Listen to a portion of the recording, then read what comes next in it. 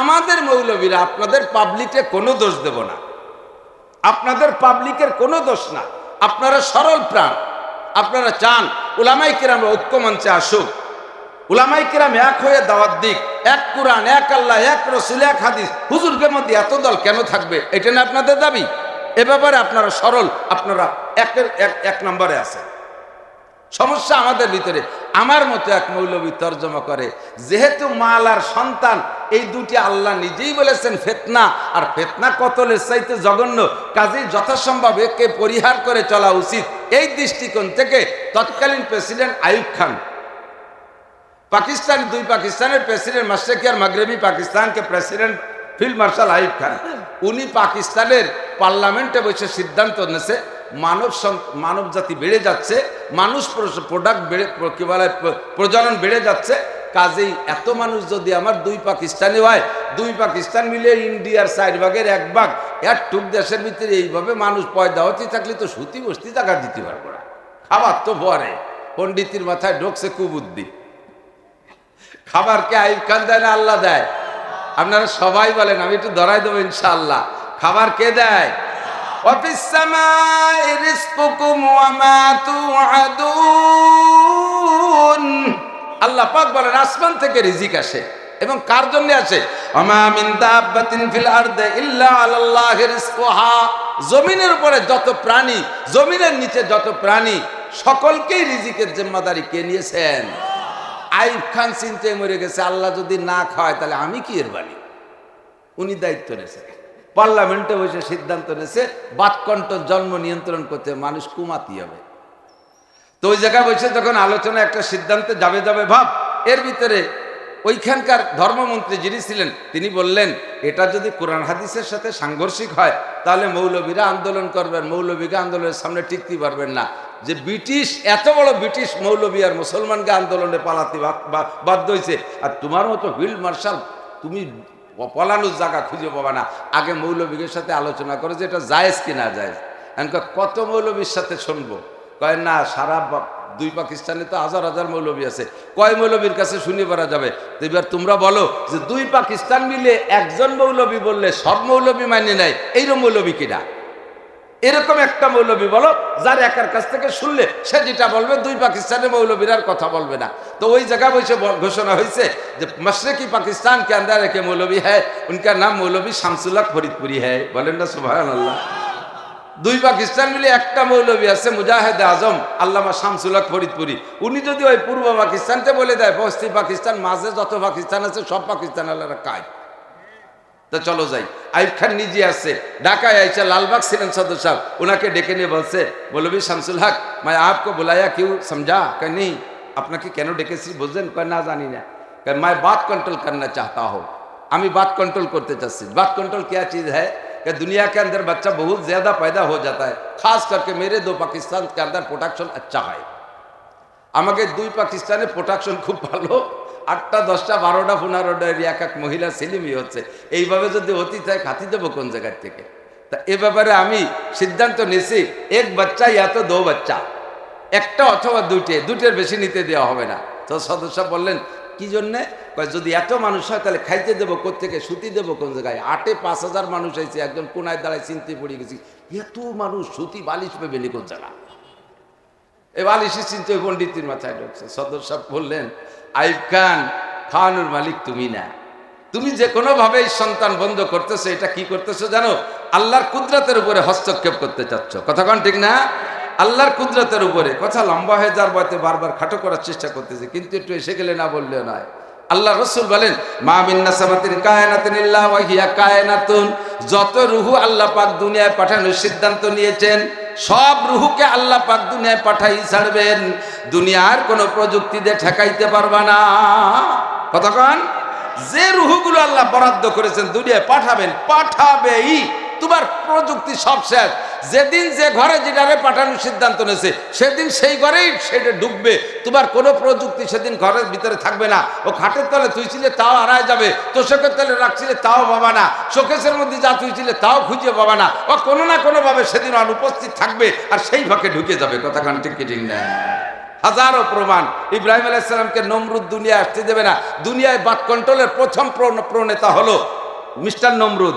ইব্রাহিম আলাইহিস সালামকে আসতে দেবে না দুনিয়ায়, এই বলে একটা বছর নারী আর পুরুষ এক জায়গা হতে দেয়নি।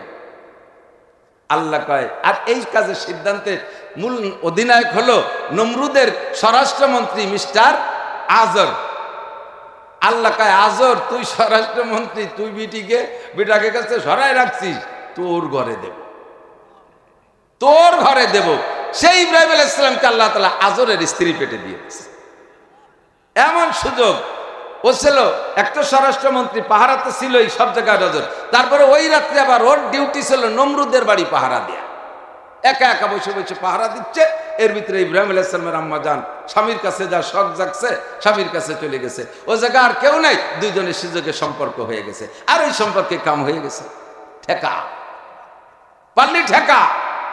ইউরিদুনা লিউতফিউ নূরাল্লাহি বিআফওয়াহিহিম ওয়াল্লাহু মুতিম্মু নূরিহি ওয়ালাউ কারিহাল কাফিরুন। চেরাগেরা কে ইজ্জত বার ফুরুজাত কাছে কাস্তাব জানাদরে শাসব সুজাত। ধর্মের যেই বাতি আল্লাহ জ্বালাইতে ইচ্ছা করে, দুনিয়ার কেউ সেই বাতি ফুদে নিবাইতে পারে না। নিবাইতে গেলে মুখে আগুন লাইগা যায়, নিবাইতে গেলে চুলদালি পুড়ে সাফ হইয়া যায়। হাজারো প্রমাণ, সেই নমরুদের কিচ্ছা বলা লাগবে না। আল্লাহ পাক চোখের সামনে নগদে দেখাই দিচ্ছে কি দিচ্ছে না?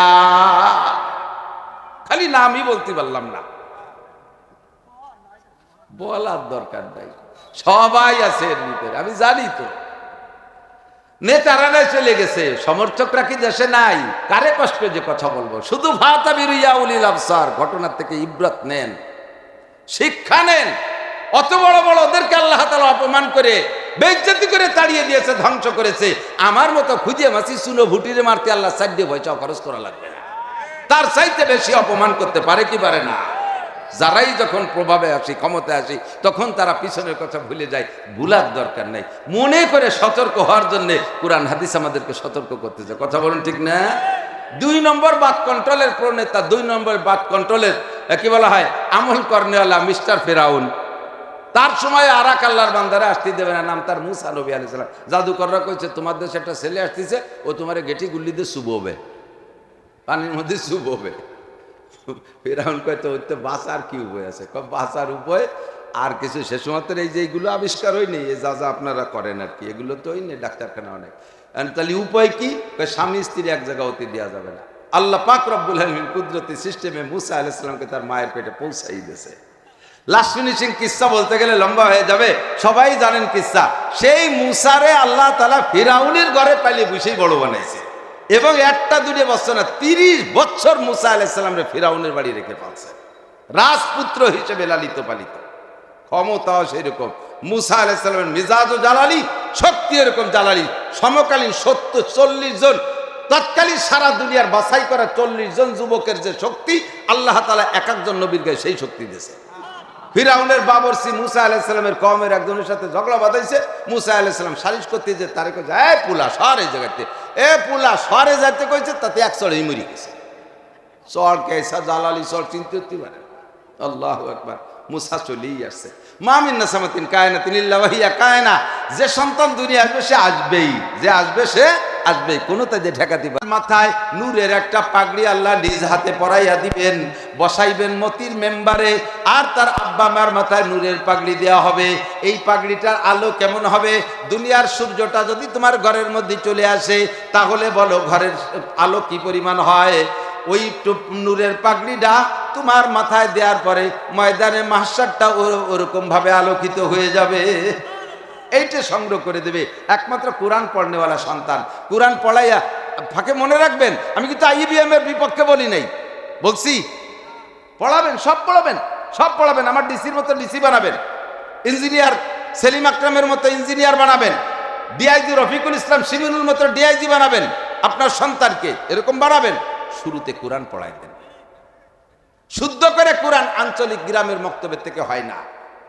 সকালে ওই যে 6 কেজি মুষ্টি চালির যে ভরা না, ওতে হয় না। 4000 টাকা বেতন, 6 কেজি মুষ্টি চাল, কি হবে এতে? হুজুর পড়াবে কিভাবে? এজন্য সন্তানদেরকে নুরানি কিন্ডারগার্টেন মাদ্রাসায় পড়ান। ছেলেও মেয়ে ওরা ছোটবেলায় একই জায়গায় থেকে পড়ে আসতে পারবে, শুদ্ধ করে কোরআন পড়া শিখবে ইনশাআল্লাহ। আপনি যে সন্তানগুলি যে প্রশ্নের সম্মুখীন হবেন, এই জায়গায় আপনি আটকে যাবেন না, এই জায়গায় আটকে যাবেন না, এই জায়গায় আটকে যাবেন না। আমার যুবকরা, আমার যুবক বন্ধু যারা আছো, তোমরা প্রতিজ্ঞা করো, আল্লাহ যদি সন্তান দেয়, হয়তো তুমি এখনো বলে যে বিয়েই তো করিনি, সন্তান কি? ওই যে থানবী রহমতুল্লাহর এক গল্প আছে, এক যুবক যে হুজুরে বলতে যে হুজুর একটা তাবিজ দেন, ছেলে আর তাবিজ, যাতে আল্লাহ একটা ছেলে দেয়। ছেলে তাবিজ দিয়েছে, কিছুদিন পরে আইসে কয় হুজুর ছেলে টেলে তো হলো না। 2-3 বারের পরে কয় যে তুই বিয়ের শেষ কোন এলাকায়? কদি শ্বশুর বাড়ির দিক দিয়ে কোনো সমস্যা? কয় যে বিয়েই তো করিনি। এর আগে উনি তাবিজ নিচ্ছে। তো বিয়ে করার পরে তো আল্লাহ দিলি ছেলে হবে, সন্তান হবে, সিদ্ধান্ত নিতে হবে। এদিকে ছেলেও কে দেয়? ছেলেকে দেয়, মেয়েকে দেয়। কখনো সন্তান হওয়ার পরে স্ত্রীর উপরে যদি কেউ অভিযোগ করে, বিশেষ করে যদি বেশি মাই হয়, যাইয়ে বউরে আতুর ঘরে কেড়াইল দিয়ে বাড়ি শুরু হয়। আর ইদানিং তো সে আগের থেকে খবর নেওয়া শুরু হয়ে গেছে, বাচ্চা পেটে আসা 3-4 মাস পরেতে আল্ট্রাসাউন্ড করে গেছে, এবার মাইয়ে হবে, এই শুরু হয়ে গেছে। শ্বশুর শাউরিও ওই বউডারে সই দেখতে পারে না, কোণঠাসা করে রাখে, স্বামী চোখ পেতে দেখতে পারে না। আরে ভাই খেয়াল করেন, মহিলাদের পেটে যদি সন্তান হয়, পুত্র সন্তান, তাতে মহিলার ভিতরে সাহস বাড়ে, তার শক্তি বাড়ে, তার মনে আনন্দ বেশি লাগে। আর যদি তার পেটে মেয়ে হয়, তাহলে তারও মন খারাপ হয়। সেই মন খারাপের ভিতরে যদি আপনারা পুরুষরা আবার বাড়ির সদস্য গার্জিয়ান যারা আছেন, তারা যদি আবারও প্রেসার দেন, মহিলাটা মরবে। এই পেটে বাচ্চাটা মেয়ে কি সে বানাইছে না আল্লাহ দিছে? সে বানাইছে না আল্লাহ দিছে?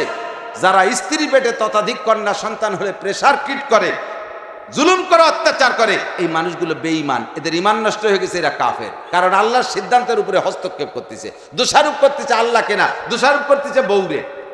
অথচ আল্লাহ নিজেই কি বলেন? ইয়াহাবুলি মাইয়াশাউ ইনাসা ওয়া ইয়াহাবুলি মাইয়াশাউ যুকুর আও ইউযাব্বিজুহুম যুকরানা ওয়া ইনাসা ওয়া ইয়াজআলু মাইয়াশাউ হাকীমা। যাকে খুশি ছেলে আল্লাহ দেয়, যাকে খুশি মেয়েও আল্লাহ দেয়। কেউ রে ছেলে দেয়, মেয়ে জমজ দেয়, আবার হাজারো তদবির করে একটা বানাতে পারতেছে না, বাজাও ইয়ে পুড়িয়ে দিয়েছে। তাহলে এই জায়গা কি বোর কোনো হস্তক্ষেপ আছে? এরপরে বলা লাগে, কথা বলা লাগে কিনা যে তোমার যদি মাইয়েটা পছন্দ না হয়, মেয়ে হলি বোরবার রাগ করো, তোমাকে মেয়ে পছন্দ হয় না, তাই ছেলেটা ভালো লাগে, ছেলেটা তোমরা কয় বাবুটা বানাও, ছেলেটা তোমরা বানাই দাও। ছেলেরে ছেলে করতে যেটুক লাগে সেটুকের নাম কলাম না, সেটুক বানাও দি কি বারা পারো। তা যদি না পারো, তাহলে এই জায়গা বেয়াদবি করবা না, খুদার গজব আসবে। আর একটা খেয়াল রাখেন, মেয়েরা বাপের ভক্ত হয়, ছেলেরা মার পক্ষে চলে যায়, ঠিক না? এখন ছেলেও বড় হয়ে গেছে, মেয়েও বড় হয়ে গেছে। বুড়ো আপনি বুড়ির সাথে একটু গ্যাঞ্জাম বাঁধাই দেন, দেখে অ্যাকশন রিয়েকশন কোন দিক দিয়ে কিরকম আছে। বুড়ো বুড়িরে 2 চর দিছে, বুড়ি বুড়ো কালাই প্যান বেলায় কাঁদতেছে। ছেলেরা তাগড়া তাগড়া আইসে বাপরে গেটি ধরে ব্যাটিং একটা গোসা, যাও তুমি তবলিগি যাও। বাড়ি থাইয়ে খুলি, তুমি বুড়ো কালে বোঝো না, বুঝছো কিছু নেই, শেষ হয়ে গেছে। আমার মার সাথে গ্যাঞ্জাম, যাও মসজিদে যা বুড়ি তাই এতে কাপ করো, যাও। ছেলেরা বাপরে গেটি দিয়ে, মাইয়েরা ওর মারে যে তুমি সেই 60 বছর ঘর সংসার করলে আজ আমার আব্বার মেজাজ বুঝতে পারলে না, তোমার মধ্যে বুদ্ধি হবে না, ওরা আবার মারে শাসায়, ঠিক কি ঠিক না? তাহলে সেই মাইয়েগুলো বাপের পক্ষে, মাইয়েরা যে বাপরে শান্তরা দেয়, আব্বা আপনি কোথাও যাবেন না, আপনি এই বাড়ির মালিক, আপনি চলে গেলে বাড়ি থাকবে কিনা? হ্যাঁ ভাইরা তোরা বাইরে, আমার আব্বা থাকবে বাড়ি। মাইয়েরা বাপের পক্ষে, ছেলেরা মার পক্ষে। সেই মাইয়ে হওয়ার পরে তুমি আবার রাগারাগি করছো, অন্যায় কত বড় করছো। সন্তান যেটাই দেখ আল্লাহর দেয়া নিয়ামত, সবগুলোকে বড় করতে হবে, সবগুলোর শিক্ষিত বানাইতে হবে। আল্লাহ তাআলা আমাদের সবাইরে তৌফিক দান করেন, এই কথাগুলো মেনে চলার তৌফিক দান করেন। আপনারা এই মাদ্রাসাটাকে, ছোট্ট মাদ্রাসা আমি দেখে আসছি, খুব খারাপ লাগছে। আমি ওই জায়গায় বসে আল্লাহরে বলে আসছি, আল্লাহ তোমার কি কম আছে? আস্তে কথা দেব, তোমার কি কম আছে? কোরআনের পাখিরা এই জায়গা মশার কামড় খাবে, এই কাঁচা ফ্লোরে থাকবে, গরমকালে টিনের চালে কি গরম কষ্ট হয়েছে তাদের, ফ্যানও পর্যাপ্ত নাই। কোনো এলাকায় কোরআনের ঘর যদি এই অবস্থায় থাকে, ওই এলাকার উপরে আসমান থেকে গজব আসে। গজব মানে খালি জ্বর না, গজব খালি কলেরা না, গজব বসন্ত আর কি কয় ওই করোনা না, গজব বাইতে বাইতে খুনোখুনি লাগা, দলে দলে গ্যাঞ্জাম লাগা, জাগা জমিনে গন্ডগোল লাগা, ইত্যাদি ইত্যাদি হাজারো প্রকার পারিবারিক অশান্তি, এগুলো সবই খোদার গজবের শামিল। আল্লাহর কোরআনের ঘরটা আমরা সকলে সম্মিলিতভাবে এর পক্ষে থাকবো তো ইনশাআল্লাহ? কারা কারা থাকবেন একটু আল্লাহকে হাত দেখাবেন। এই কোরআনের ঘরে জায়গা হোক, রাজি আছেন ইনশাআল্লাহ? কোনো টাকা চাই না, দিবেন না টাকা, শুধু পক্ষে থাকবেন, রাজি আছেন ইনশাআল্লাহ? এই মাদ্রাসা জায়গা হবে? বলেন হবে? এই মাদ্রাসা এখানে হবে? বলেন হবে ইনশাআল্লাহ? আমরা পক্ষে থাকবো ইনশাআল্লাহ, যা লাগবে তা আমরা দিতে বাধ্য থাকবো ইনশাআল্লাহ, ঠিক আছে না ইনশাআল্লাহ? আমি প্রাণ খুলে দোয়া করব। আমার সময় এই পর্যন্তই, আর মাথাও খুব খারাপ লাগতেছে, খুব কষ্ট হচ্ছে। আপনাদের আগমন আর বসা দেখি আমার ছাড়তেই মনে চাচ্ছে না, মনে চাচ্ছে রাতভর বয়ান করি। যদি মাদ্রাসাটা আর একটু সুন্দর করে আপনারা তৈরি করেন, ওলামাইকেরাম আমার সাথে যোগাযোগ রাখলে নির্দিষ্ট ভালো একটা সময়, রাত 9:30 থেকে 11টা 11:30 পর্যন্ত ভালো একটা সময় ভবিষ্যতে আপনাদের এখানে দেব। আমি আসবো ইনশাআল্লাহ, আপনারা অনুমতি দিলেন আসবো? কেউ কষ্ট পাইছেন? অনেকে আতঙ্কিত, উনরা কওমি হুজুর, আমাদের এলাকা হলো ডুবরার পিসাবের এলাকা, আমি ডুবরার পিসাবকে চুল পরিমাণ অশ্রদ্ধা করছি। ওনার নাম আমার নাম সেম নাম, আমি আজীবন বড়দের শ্রদ্ধা করি। বাকি আমলি পার্থক্য তো সব জায়গায় আছে। হানাফি মাযহাবওয়ালারা যা করে শাফি মাযহাবওয়ালারা কি তাই করে? তাহলে এমন আমলি পার্থক্য আছে বিধায় শাফি মাযহাবরে তো আমি কাফের বলতে পারি না। আমি একটা আমল করি আর আরেকজন একটা করে না, এর জন্য তো আমি কাফের বলতে পারি না। আমি দাড়ি রাখছি আর আপনি রাখেন নাই, আপনি তো কত বড় সুন্নত তরক করছেন। 100 মিলাদের চাইতে একটা দাড়ির দাম বেশি, সেই দাড়ি কতজন রাখতেছেন না? তার সাথে আমি সালাম দিইনি এরকম না, তার সাথে আমি কথা বলিনি এরকম না, তারে আমি কাফের বলি তাও তো না। তাহলে নিজেরা এভাবে আজে বাজে বলিয়ে দূরত্ব সৃষ্টি করে প্রাতিষ্ঠানিক ক্ষতি আমি কেন করব? আপনারা সবাই আমার ভাই, এদেশের মানুষ। আমি প্রত্যেক গ্রামে গ্রামে মাহফিল করি আলহামদুলিল্লাহ। সকলে একটা জায়গা গেলে ঠিক হয়ে যাবেন, সেটা হলো আমলিগ করেন, বিএনপি করেন, জামাত করেন, জাতীয় পার্টি করেন, আটরশি যান, চন্দ্রপাড়া যান, ডুবরা যান, আব্দুল গফার সাহেবের কাছে যান, যে যা খুশি সেটা তার কায়দায় করেন। একটু তবলিগি সময় লাগানোর চেষ্টা করবেন, ও জায়গা গেলে সব কিছু হাতে নাতে শিখাই দেয়। ও জায়গা গেলে আবার তবলিগ করে এসে আমলিগ এলার আমলিগ করতেছেন করবেন, বিএনপি এলার বিএনপি করতেছেন করবেন, আবার আটরশি এলা আটরশি যাচ্ছেন চলে যাবেন, ডুবরা আলারা ডুবরায় যাচ্ছেন যাবেন।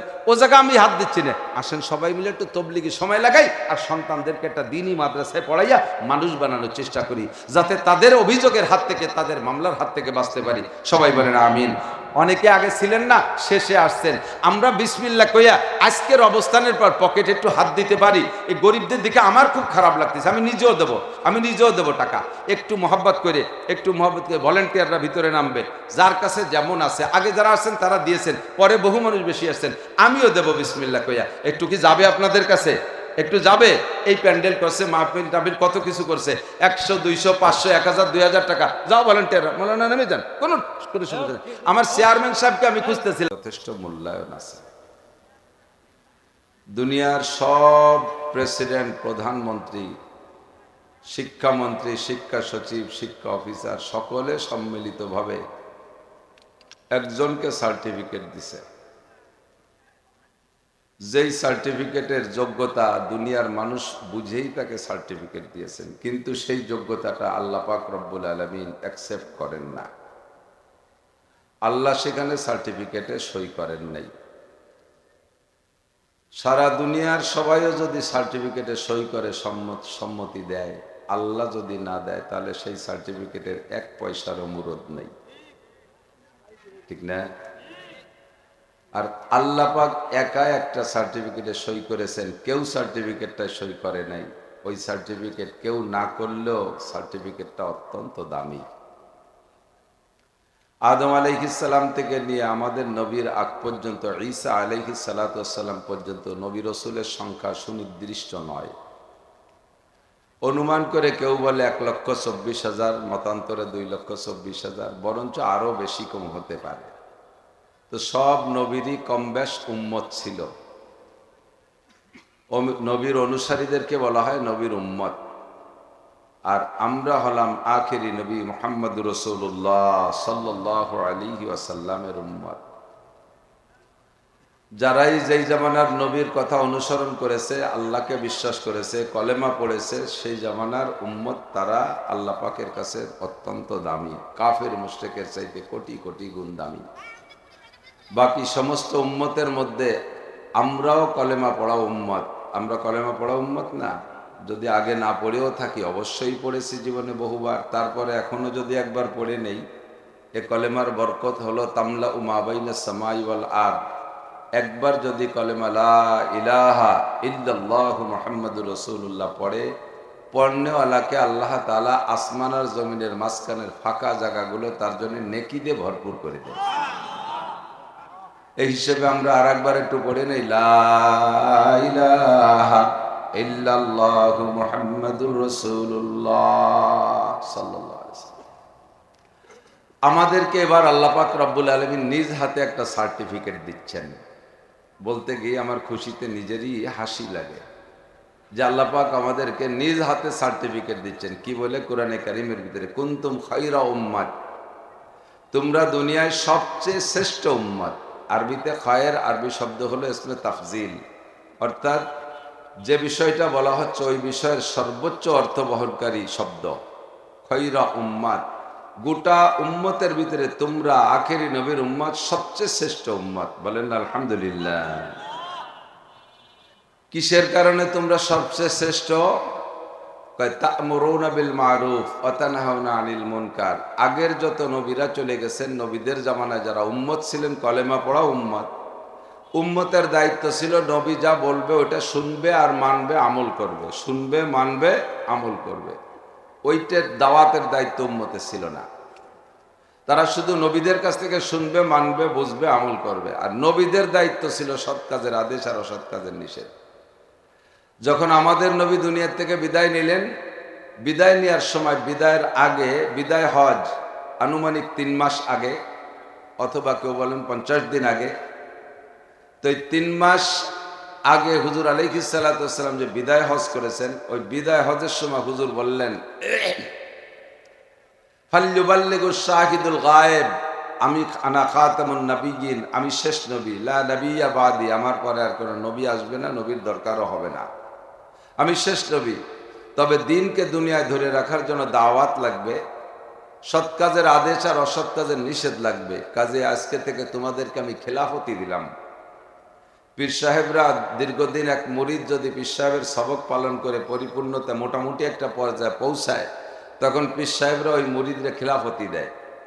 পীরেরও যে কাজ, মুরিদেরও সেই কাজ। পীর সাহেবও যেমন দাওয়াত দেয়, বয়ান করে, মুরিদ বানায়, ওই মুরিদ এবারের থেকে তাই পারে। উনি একজন অ্যাসিস্ট্যান্ট পীর।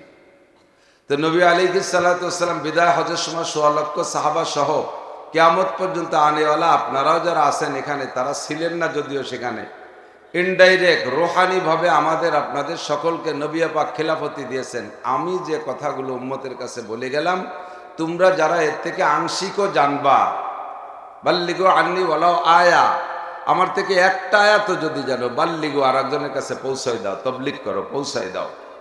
বাল্লিগু কি কাজ? নবী আলাইহিস সালাতু ওয়াস সালামের কাজ। গোটা ওয়াজ নসিহত, 30 পারা কোরআন শরীফ বলেন, নবী পাকের অসংখ্য হাদিস বলেন, যত কিতাব আছে ইসলামে, শরিয়াতের ভিতরে যত কিতাব আছে, সমস্ত কিতাবের মূল নীতি 2 ভাগে বিভক্ত, আদেশ আর নিষেধ। টোটাল খুঁজলে পাওয়া যায় কয় ভাগ? 2 ভাগ, আদেশ আর নিষেধ। তা'মুরুনা বিল মারুফ ওয়া তানহাউনা আনিল মুনকার, সৎ কাজের আদেশ দিবা আর অসৎ কাজের নিষেধ করবা। সৎ কাজের আদেশের একটা সময় আছে, অসৎ কাজের নিষেধের একটা সময় আছে। বিভিন্ন সময়ে এগুলো করা যায়, তবে সবচাইতে উত্তম সময় কি? উদাহরণস্বরূপ বললে বলতে সহজ হবে।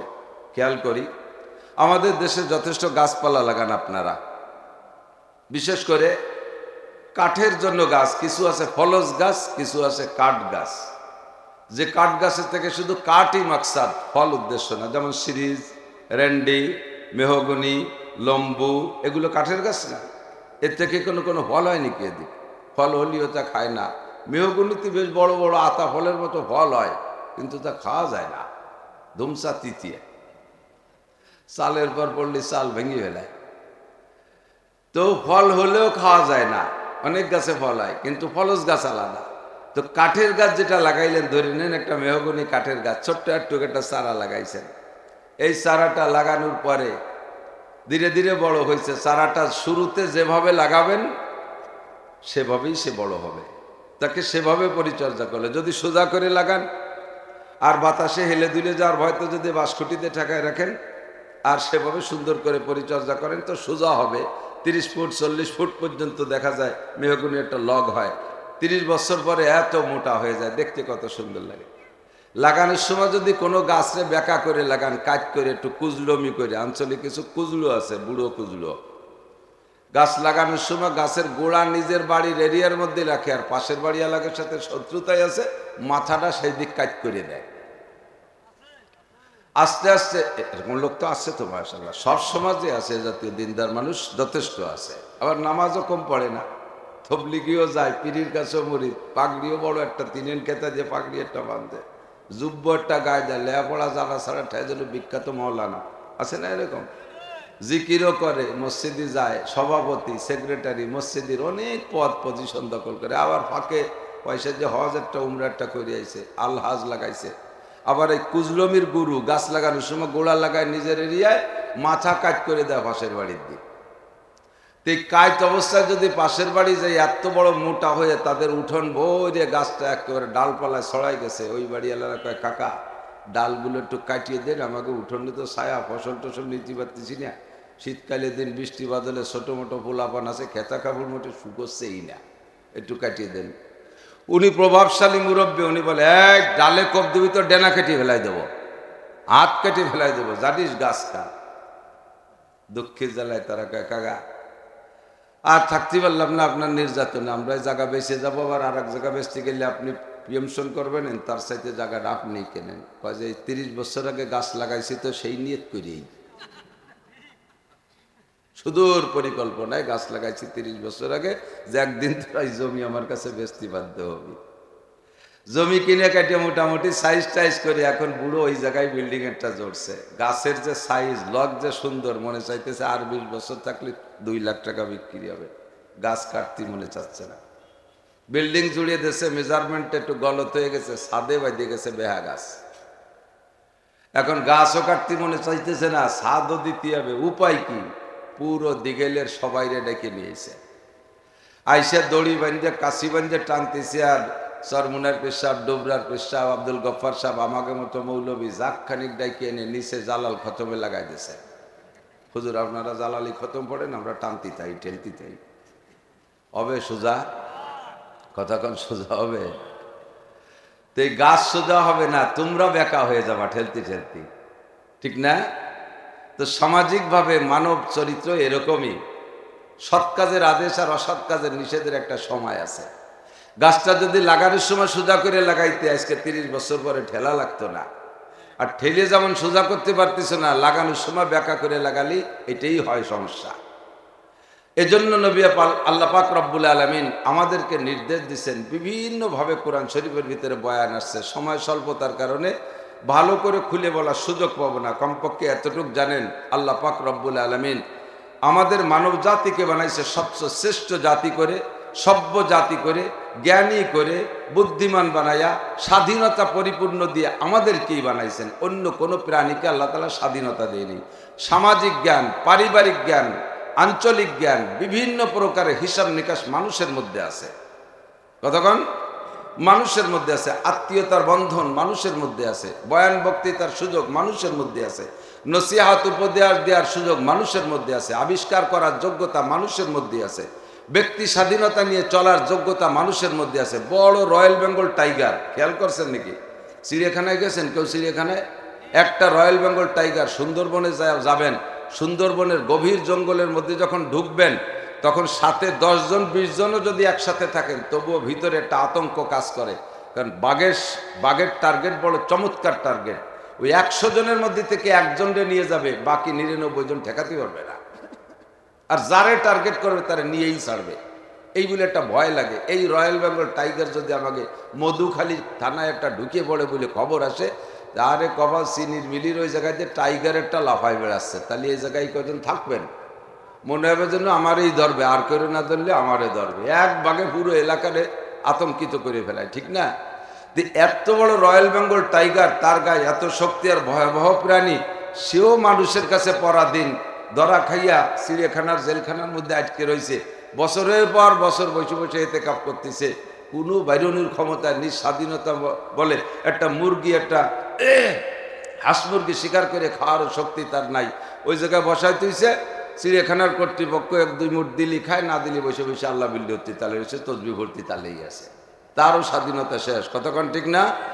বনের রাজা সিংহ, তাও দেখলাম গোটা দশে কর্মদিতে ভাষা শুভইয়া আসা হয়ে গেছে, না খাতি ওরা যে বরাদ্দ যা দিয়েছে তা সে বরাদ্দ আল্লাহরা খাই বেলায়, সে লাস্টে সে সিংহর কপালে কিচ্ছু হয় না, সেও কঠিন পরাধীন। কতক্ষণ না কেন?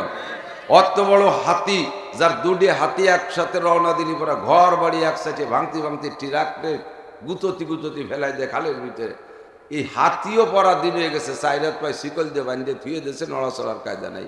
দেখলাম একটা মায়া মহিলা হাতির বাচ্চা ডেলিভারি হয়েছে, বাচ্চা হওয়ার পরে তো সব প্রাণীরই বাচ্চার প্রতি একটা মায়া মহব্বত থাকে, আর নবজাতক বাচ্চার প্রতি দেখবেন মানুষের চাইতে অন্য প্রাণীর টান বেশি।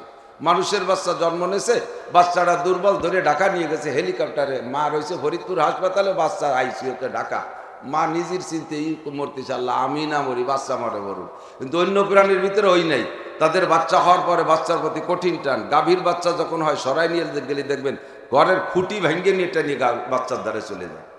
হাতিটা তার বাচ্চা ডেলিভারি হয়েছে, টান দিচ্ছে, শিকল টান দিচ্ছে, চারটে গাছ মড় করতেছে, কিন্তু শক্তি পাচ্ছে না, তার স্বাধীনতা মানুষে কেড়ে নিয়ে গেছে। কতক্ষণ বলতে গেলে বহুত হয়ে যাবে, তো সংক্ষেপ কথা হলো, এমন করে কোনো প্রাণীর স্বাধীনতা নাই, আল্লাহ তাআলা মানব জাতিকে স্বাধীনতা দিয়েছে। তাদের ভিতরে আত্মীয়তার বন্ধন নাই, তাদের ভিতরে ভালো মন্দ বিচার বিশ্লেষণ নাই, একমাত্র মানব জাতির মধ্যে আল্লাহ তাআলা স্বাধীনতা দিয়েছে। আর এই সামাজিকতা, তারপরে আত্মীয়তার সম্পর্ক, এটা মানুষের মধ্যে আছে। জিম্মাদারি, দায়িত্ব পালনের দায়িত্ব মানব জাতির মধ্যে আছে। আল্লাহ পাক রব্বুল আলামিন আমাদেরকে সুপরামর্শ দিয়ে বলতেছেন, খেয়াল করতেছেন নাকি আপনারা জানি না, ইন্নামা আমওয়ালুকুম ওয়া আওলাদুকুম ফিতনাহ, তোমাদেরকে দুইটা জিনিস দিয়েছি, এই দুইটা জিনিসের নামের শেষে আল্লাহ বলেন ফিতনা। একটা হলো আমওয়াল, তোমাদের মাল, মালের বহু বচন আমওয়াল, তোমাদেরকে প্রচুর মাল দিয়েছি, এই মালগুলো, ওয়া আওলাদ, এবং তোমাদের সন্তানাদি, ফিতনা। কি বলেন? ফিতনা। একটু বলবেন কি বলেন? ফিতনা। ফেতনা আমরা বাংলায় যে ফেতনা বলি না, ওই ফেতনাই ফেতনা। তা আমরা একটু ফেতনা একার দিয়ে বলি, আর আরবিতে জের দিয়ে পড়তে গেলে ফিতনা কইতে হয়। এই ফেতনা আর ওই ফেতনা একই। এবার ফেতনা কি? আল্লাহ পাক নিজে বললেন, তোমাদের দুইটা জিনিস দিছি, সম্পদ আর সন্তান, দুইটা জিনিসই ফেতনা, দুইটা জিনিস ফিতনা। আবার ফিতনা কি তার ব্যাখ্যা আল্লাহ অন্য আয়াতের মধ্যে বলেন, আল ফিতনাতু আশাদ্দু মিনাল কতল, ফিতনা হলো মানুষ হত্যার চাইতে জঘন্য। ফিতনা মানুষ হত্যার চাইতে জঘন্য। তা আমাদেরকে দুইটা জিনিস দিয়েছে, মাল কম থাকুক বেশি থাকুক সবার কিছু আছে না, 10টা টাকা হলেই তো ভগেটে আছে, 5টা টাকা হলেও আছে, 1 কাঠা জমি হলেও আছে, 1% জমি হলেও আছে, 1 কান ঘর থাকলেও আছে, কিছু হলেও আছে, যাই বলবেন সবকিছু মাল। এই মাল, আর যারা বিবাহ শাদী করে সংসার করতেছে, আমাদের সন্তানও আছে, এই সন্তান, এই দুইটা জিনিস ফিতনা। আর ফিতনা হলো মানুষ হত্যার চাইতে জঘন্য। যার আল্লাহ তাআলা এত বড় সভ্য জাতি মানুষ বানাইয়া আমাদের উপরে ফিতনা দিলেন কেন? মানুষ হত্যার চাইতে জঘন্য জিনিস আমাদেরকে কেন দান করলেন? সন্তান আর সম্পদ কেন দিলেন? তাহলে বোঝা যায়, যেহেতু আল্লাহ আমাদেরকে ভালোবেসেছেন আর এই দুইটা জিনিস দিয়েছেন, আর দুইটার নামের শেষে ফিতনা রাখলেন, আর ফিতনা হলো মানুষ হত্যার চাইতে জঘন্য, এই কথার আয়াত, এই আয়াতের দ্বারা আমরা এটা বুঝলাম। তাহলে বোঝা যাবে একটা জিনিস, যে এখানে এই ফিতনা মানে ওই ফিতনা না। একই শব্দের বিভিন্ন সময় বিভিন্ন রকম তর্জমা হয়, একই শব্দের দিক পার্থক্যের কারণে তর্জমা পাল্টে যায়। যেমন খেয়াল করেন, আমি বাড়ি গেলে, আমি বাড়ি যাওয়ার সাথে সাথে আমার ছোট মেয়েটা আব্বু কয়ে ডাক দেয়, আমার ছোট মেয়ে আমারে আব্বু কয়ে ডাক দেয়। আর আমার একটা নাতি ছেলে আছে, ছেলের একটা ছেলে আছে, সে আমারে দাদা কয়ে ডাক দেয়। আমি আমার জায়গায় দাঁড়ায় আছি, আমার ভাতি যারা আছে আমারে কাকা কয়ে ডাকে, আমার ভাগ্নেরা আছে আমারে মামা কয়ে ডাকে। তা আমি যেদিকে রোগ নেই সেদিক থেকে ভিন্ন ডাক পাই, কিন্তু ব্যক্তি আমি একা। কতক্ষণ ব্যক্তি আমি একা। যখন বাতি যারা ডাকে তখন আমি চাচা হয়ে যাই, যখন আমার নাতি ডাকে তখন আমি দাদা হয়ে যাই, যখন আমার ছেলে মেয়েরা ডাকে আমি আব্বু হয়ে যাই, আমার মা আমার নাম ধরে ডাকে, নাসির করে ডাকে। তো যেদিকে যাই সেদিকে আমার আলাদা তর্জমা হয়ে যায়। সেম আরবিতে এরকম শব্দ আছে, বাংলায় এরকম শব্দ আছে, একই তো শব্দের একাধিক ততাধিক তর্জমা আছে। যেমন সলাৎ শব্দ, সলাৎ, সলাৎ একটা শব্দ আছে না? এই সলাৎ যদি বলি সাল্লাল্লাহ, আল্লাহ তাআলা সলাৎ করে, এই সলাৎ, সাল্লাহ, সাল্লাল্লাহ, আল্লাহ তাআলা সালাত করে, তখন সালাতের মানে হবে আল্লাহ রহমত নাজিল করে। আর যদি বলি সালাতুল মালাইকা, ফেরেশতারা সালাত করে, তখন সালাতের মানে হবে দোয়া করে, ফেরেশতারা দোয়া করে। যখন বলবো সালাতুত তুয়ুর, পাখি পক্ষী সালাত করে, তখন তার মানে হবে সালাত মানে ইস্তেগফার, যে পাখি পক্ষীরা ক্ষমা প্রার্থনা করে।